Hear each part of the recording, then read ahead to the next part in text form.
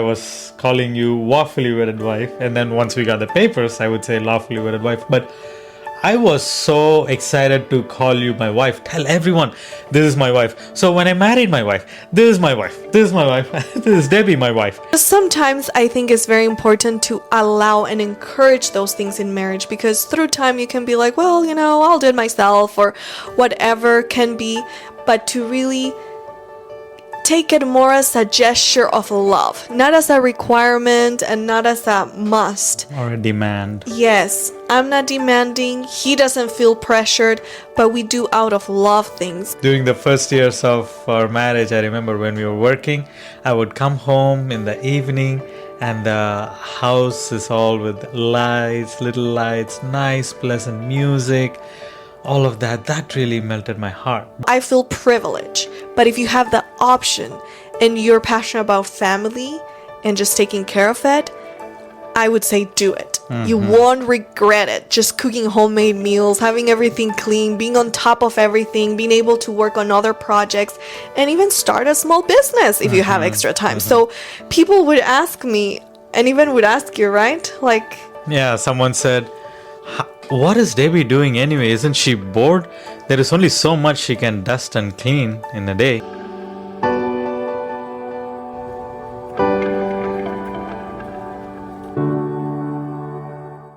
Welcome to another episode on Happily Ever After. This is the Raj family. We continue to work on our interracial marriage section, and today we are going to talk on how was our experience after getting married? The thoughts that we had, did it meet or was it different? What did people say and what they said, did it come to fruition or was it different? We are going to discuss about it today. So, what are some things that you envisioned marriage was going to be like or feared marriage was going to be like? well, a lot of people, there's a saying, or they say, that everything is nice and rosy while you're in a relationship, but when you get married, that's when the real life, the real person comes out. So I guess that was kind of like a fear in the back of my head, like, okay, we had a good time for 2 years. I think I know him pretty good, but what else will come out in married life? And I was kind of bracing for dear life to see now the real character, and from all of that gentleman boyfriend to now become a husband and kind of let go of certain things and not be as caring or romantic or whatever. So I was hoping for the best, but getting ready for the real challenge. Let's put it that way.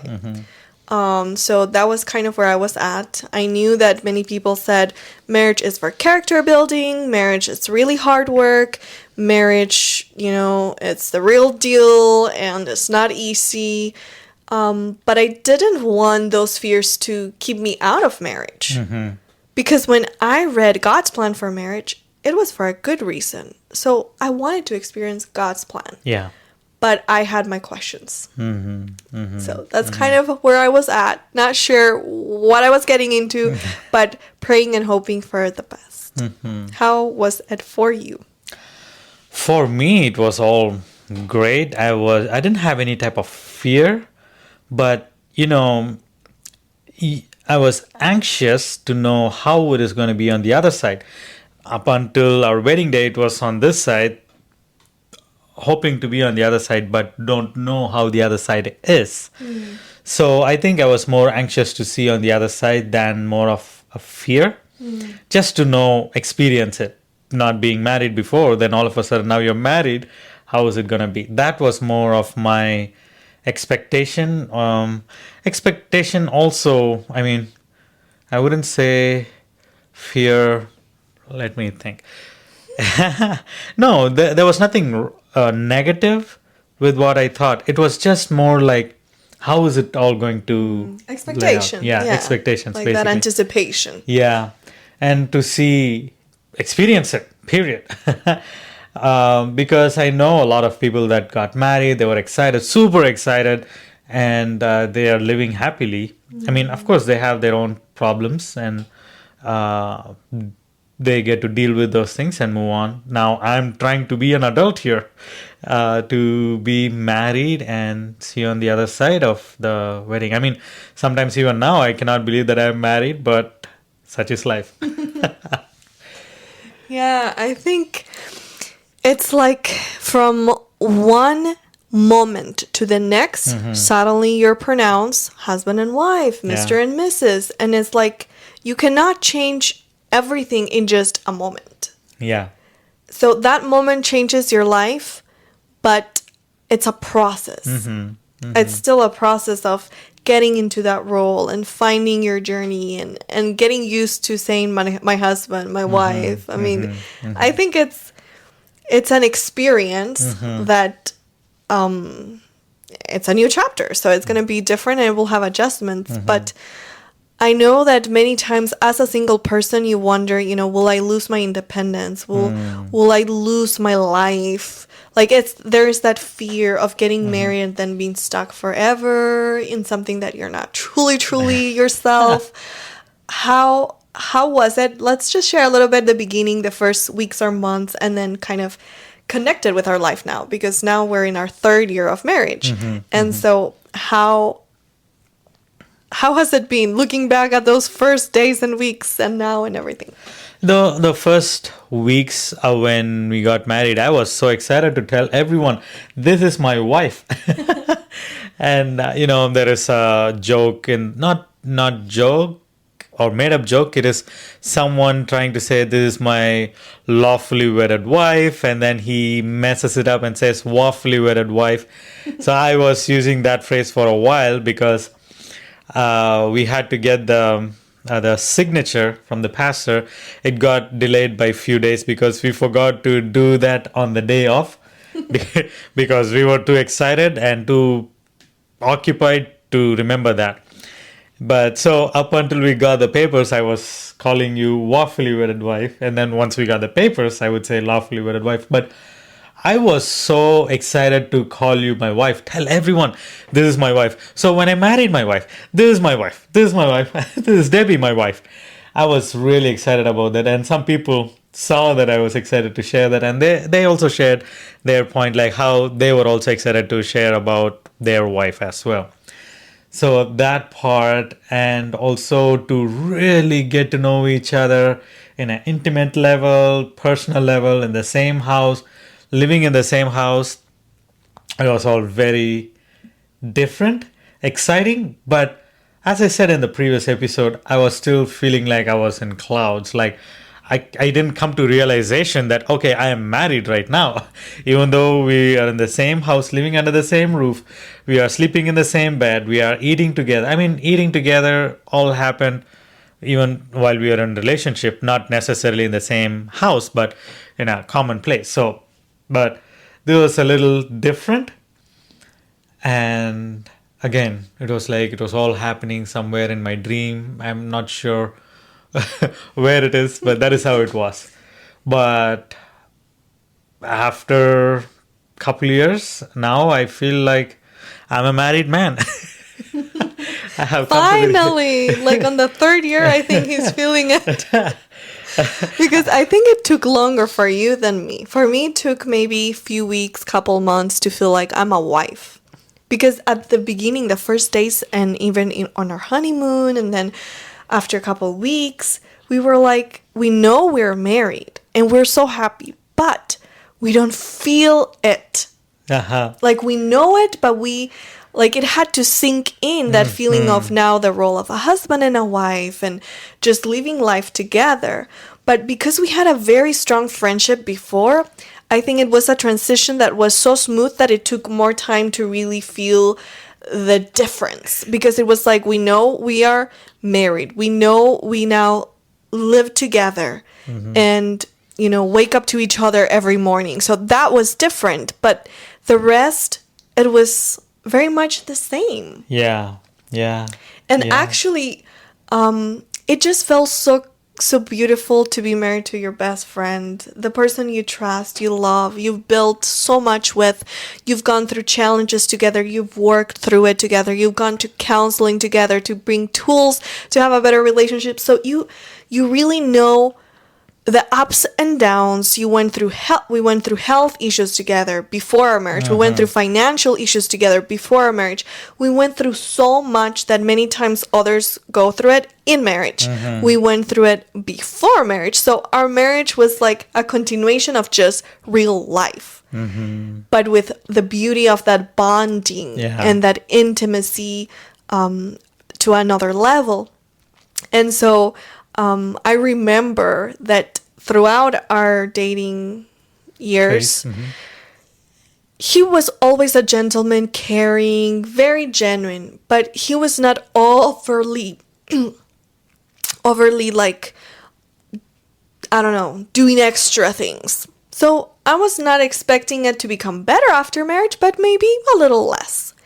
And right after our wedding, he was like, now you're my wife. I'm going to open your doors every time you get in the car and before we go to places. So I want to do that for you. And I was like, oh, that's super nice. But, like, let's see how long this lasts. We're in the honeymoon. But he was faithful throughout the years. And just sometimes I think it's very important to allow and encourage those things in marriage, because through time you can be like, well, I'll do it myself or whatever can be, but to really take it more as a gesture of love, not as a requirement and not as a must. Or a demand. Yes, I'm not demanding. He doesn't feel pressured, but we do out of love things. And I was like, wow, he's getting better. He's much better as a husband than as a boyfriend. And I just felt that after our wedding, we just got to know each other in ways that were so much more deeper and beautiful than even the years previously with our friendship and our relationship. So that I was not expecting. I was not ready to get even better. I was hoping it would continue and maybe that it would get a little worse. I was prepared for that. But also, I do want to point out that if you had demanded certain gestures, that would have been a turn off for me. Like if you had expected me to open doors for you, if you expected the chivalry to be there, then it would have been like, no, it's not a nice feeling for the girl to expect the guy to do, and the guy does it because of that. And also, it's not a genuine heart-filled love that is doing it, it's just doing because of demand. You know what I mean? But because you didn't expect any of those things, and I wanted to treat you like a queen, I did all those things, and I still do those things because I want you to know that you are respected, you are loved, and I admire you. All those things together, I want to do more and more and more. If I could do more, I would do more. But it is not a nice feeling when you expect me and you tell me, oh, you are supposed to do this. And me reacting or responding to that, it's not like a genuine love, at least for me. Maybe others might be fine with that. For me, it has to come from my heart, not because you're expecting me to do, And that's why I was waiting. And I also have been very careful. I don't open doors for other women in terms of getting into the car or whatnot. So I saved it specifically for you, making sure that we are getting married. After we got married, I would open the car door, close it for you, and take care of you in that aspect. And I really appreciate you for that because you were genuine and you didn't demand anything from me, and I was happy to do those things for you. It was super meaningful. Any other aspect that comes to your mind, like after a wedding, that it was unique, unexpected, or better, or?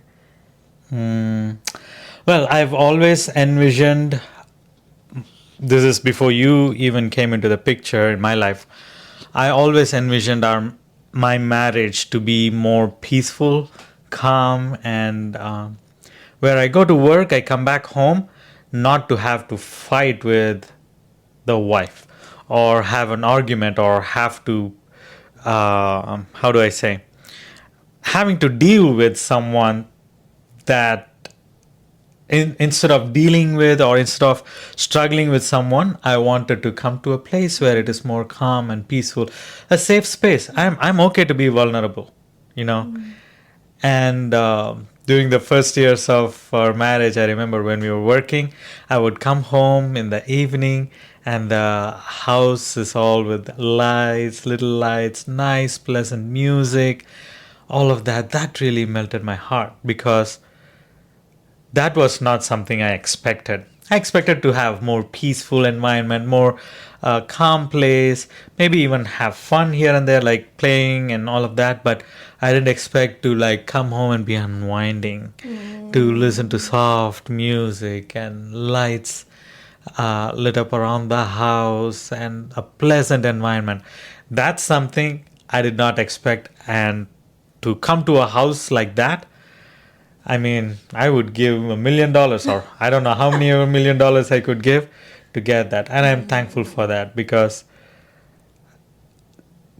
you go to work, whoever, the husband or the wife or both, when they go to work, you have to deal with a whole lot of things during the day. And then when you come home, you don't want to have another fight with your spouse. You don't want to be struggling with your spouse. You don't want to like have chore issues, like, oh, you cook because I also work the whole day, so I have to get some rest. Instead of that, just come home to a peaceful place where we can unwind and take care of Enjoy each other. yeah And take care of each other and enjoy each other's company. I really appreciated that. well, I'm glad. And honestly, right after, well, in our honeymoon itself, I had something on my bucket list I really wanted to do, and we made it happen. It was to swim with the dolphins.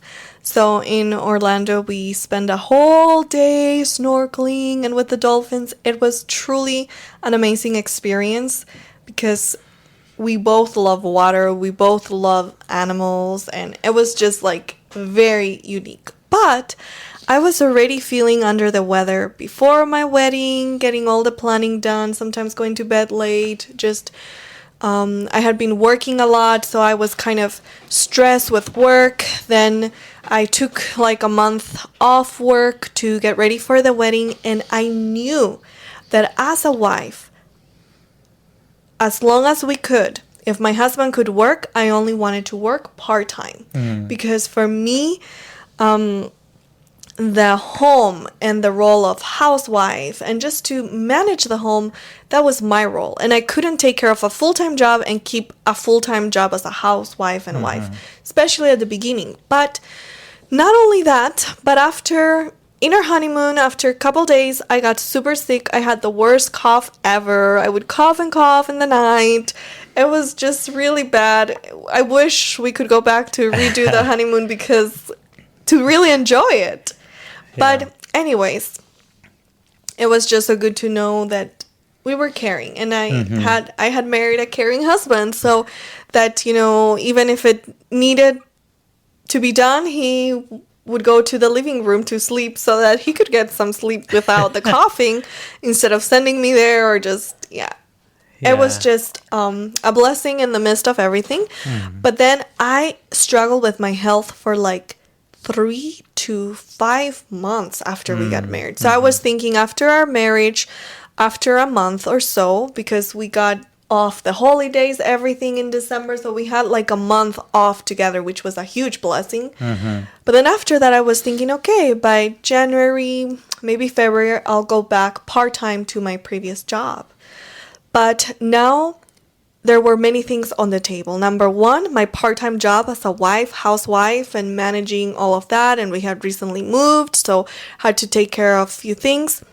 Plus, for the beginning of our relationship, we had started this partnership natural healing project, which now is our family ministry. Yeah. And we had it on the side since the beginning of our relationship. But now we were married. We wanted to do more things in the community. We had more plans and projects. So I felt the conviction, I need to be at home and work on that. Help prepare for events, help prepare for different things. And so I will be part-time managing the family ministry business and part-time as housewife, cooking, cleaning, organizing, doing the shopping, just managing everything in the house. So that kept me pretty busy. But that was my decision. Part-time work, and we had our own ministry and business, and part-time really focus as a housewife. And I loved it. I would really take care and organize things. I would really make sure to make everything cute with whatever we had. I worked in the garden, planted so many flowers, and just, clean and arrange the whole thing. And then I had so many plans for that little first house we had. If we would have stayed there longer, I was planning to do a whole patio and garden, and we had a bonfire, and I wanted to fill it out with lights and just make it really nice for the evening and the summer. So having the time to do that, I think is such a beautiful role, especially if you're passionate about family. It's just, I felt privileged that you would go and work and invest the whole day doing hard work, and that you would give me the time to take care of my health those first months and never expect more than what I could at that time. And also be so grateful for, like you shared now, having a peaceful, nice environment to come to. So those were our first 7 months of marriage. And they were blissful in the sense of so perfect to what I envisioned starting a marriage. So it's not always possible. So I feel privileged. But if you have the option and you're passionate about family and just taking care of it, I would say do it. You won't regret it. Just cooking homemade meals, having everything clean, being on top of everything, being able to work on other projects, and even start a small business if you have extra time. So people would ask me, and even would ask you, right? Yeah, someone said, what is Debbie doing anyway? Isn't she bored? There is only so much she can dust and clean in a day. I'm like, you have no idea what you're talking about. So, yeah, people, even they would ask me what's going on? What do you do in the house the whole day? And it's well, what do you do in an office the whole day? What do you do wherever you are the whole day? If you are creative, there's always so much that can be done. And you don't just have to clean and cook.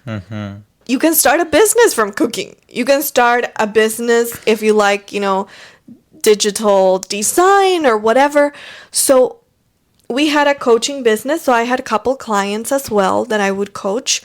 And there were so many things to be done. And in that first house, we didn't even have internet. But still, there was so much that could be done from home.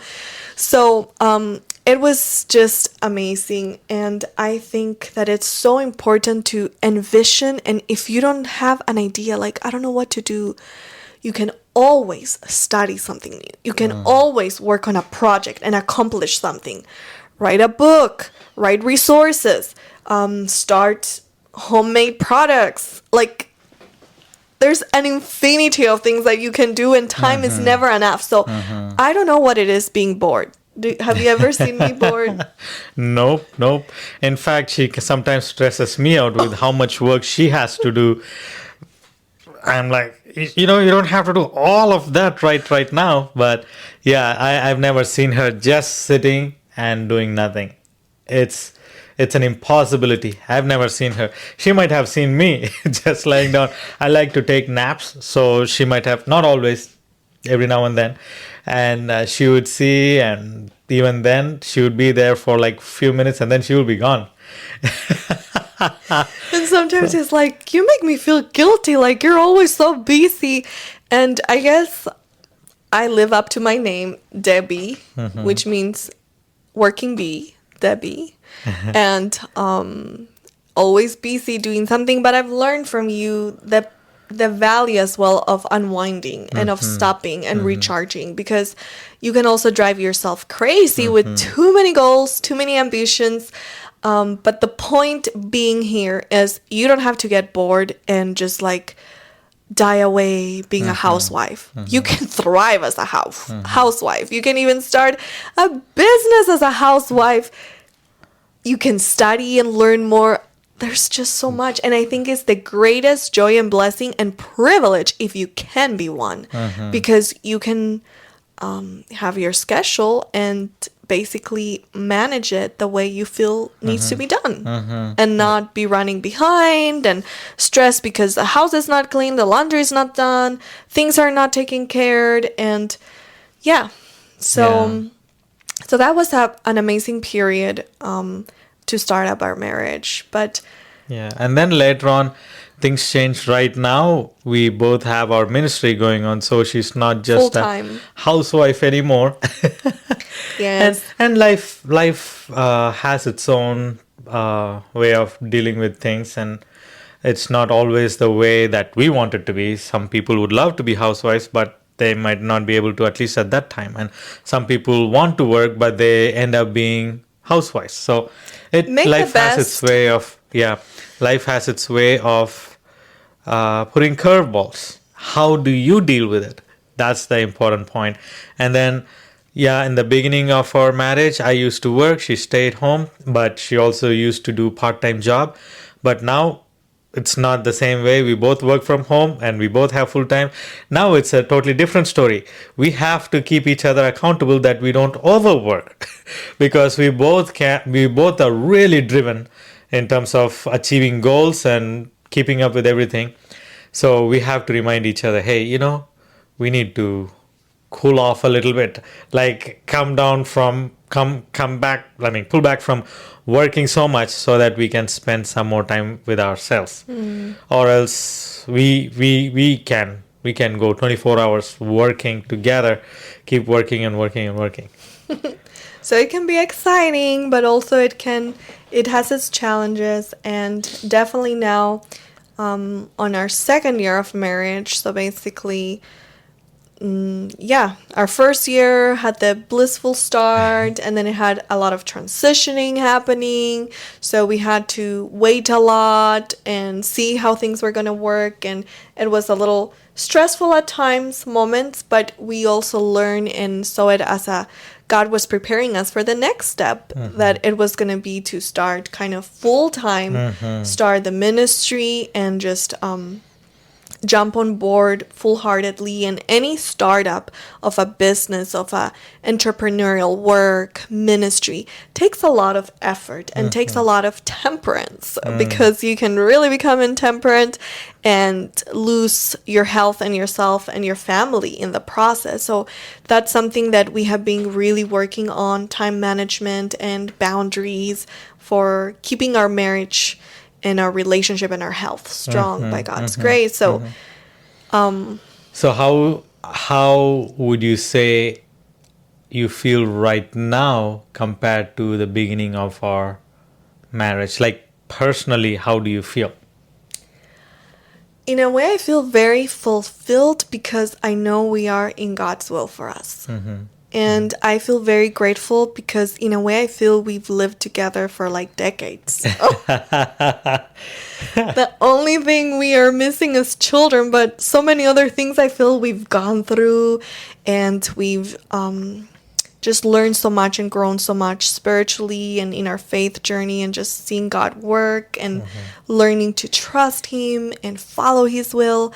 So I feel very rich in the experience and very at peace in the present time where God has us.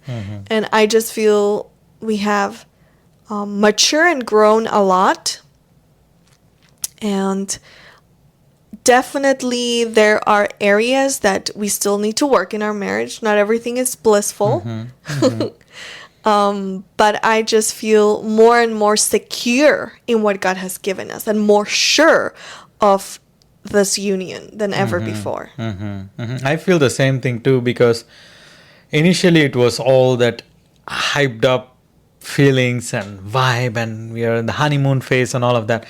Now I feel like we have a more mature way of living as a husband and wife than just, than just those blissful moments. We do have our blissful moments, we do have our challenging moments, but I feel more settled in who we are and what we do and how we both are husband and wife. I have more confidence in you, and like, even if someone tries to swoop you off, I know that they are not going to be able to do, because I know where you stand.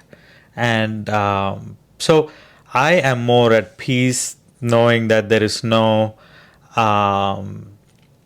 competition for me, but knowing that, okay, this is someone God has given me, I'm going to take care of her for the rest of my life. And I think that is how people should be as well, instead of being fearful, because there are going to be, whether it is a guy or a girl, there's going to be always someone trying to come and try to impress. In fact, we've come across guys that want to be closer to you because they know you longer than I know you, and that's foolishness. But then there are going to be crazy people trying to do those things. But am I shaken with those things? No, because that peace, that settled peace is there in me, that I don't have to worry about those things. Now, if someone had done like that in the beginning of our marriage or during our relationship time, I would have kind of like felt even more frustrated and concerned. Right now, it is not a concern. It's just like, come on, people, you need to really grow up. God honors marriage, and there are people trying to destroy that mindset and want to come into marriage. Yeah. So, in few words, how would we end this episode sharing how has it been married life? Now we're in our third year. How would we summarize it for someone that is wondering, how is it in the other side of the fence, Because when you're single, you're like, how is married life? And then when you're married, well, you remember your singleness, but many people say, well, those that are married actually want to go back to be single, and those that are single always are wanting. So everyone is wanting the other side. What would we say at this point? I definitely wouldn't say that, because it's a very bad joke. I shouldn't have said it, but I have said it in places that people looked at me weirdly, and I think I shared it with you also, right? Even before we got into a relationship, I said, well, this is a common understanding among people outside, like marriage is like a public toilet. People outside are wanting to go in quickly, and people inside are wanting to come out quickly. And I wouldn't say that is anywhere close to our experience. I really have enjoyed our marriage, and to sum it up, I would say it's been an amazing journey. I'm amazed at how God brought us together, even from small things to big things, how we match.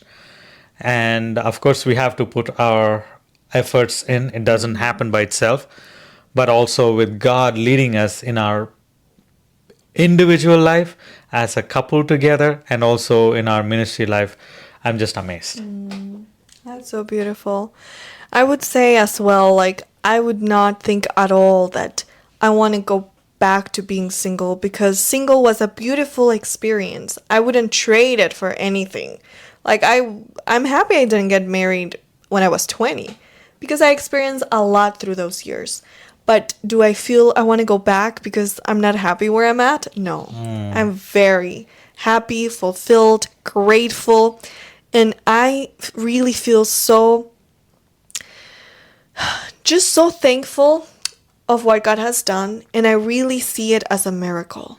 A miracle of how God brought our lives together. A miracle of how till now, after 4 or 5 years of knowing each other, and in our third year of marriage, like, just to see sometimes things how we align, and to be like, wow, God really planned it so well. Like, we aligned we match so perfectly with our differences. We still unite in core things so well. And it's almost like impossible to humanly make it align so well. So I just see it as the greatest miracle God has allowed in my life. And now together He's showing us more miracles. And yeah, the miracle of love, it's my conclusive statement. God is good, and it's such a blessing. Like, I think after we got married, I understood a little better. Number one, that God's plan for marriage is good. Number two, that it's a beautiful thing God invented. From the friendship and the emotional connection to the spiritual uplifting impact we can have on each other to the physical intimacy God designed. It's like, praise God, He made marriage. It's such a beauty, such a joy. Yeah.